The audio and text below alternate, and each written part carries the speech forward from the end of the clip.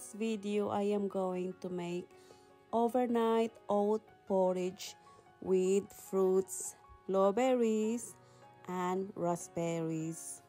Ayan guys, huhugasan lang natin. Ayan, so let's try to eat healthy guys. So tomorrow, this is my breakfast. So gagamitin kong oats ay with cinnamon at ibabad ko lang ng semi-skim milk. Ayan guys, haluin natin at lalagyan ko ng chia seeds.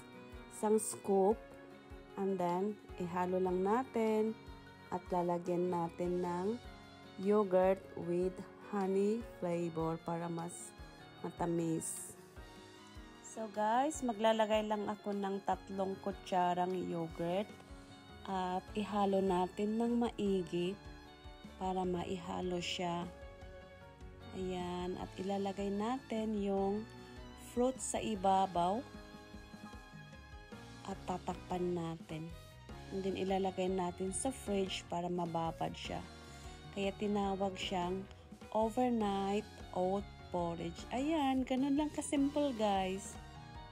And this is my lunch. Vegetable salad. Ayan guys, so hugasan muna natin bago natin i-chop ng maliliit.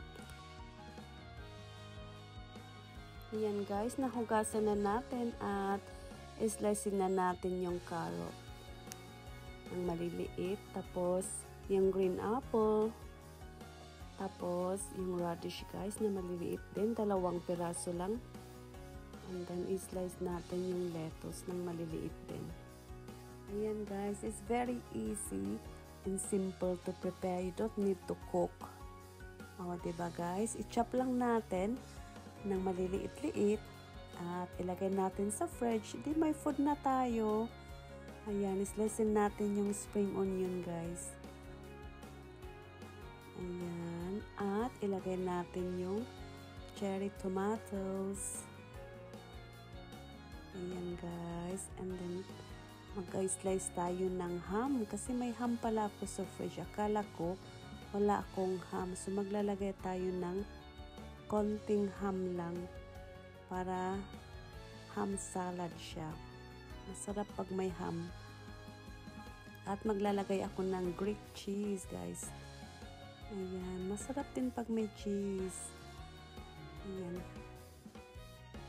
Ayan lang siya guys. At tapos na, ilalagay natin sa fridge for work. At ito ang banana natin. So thanks for watching.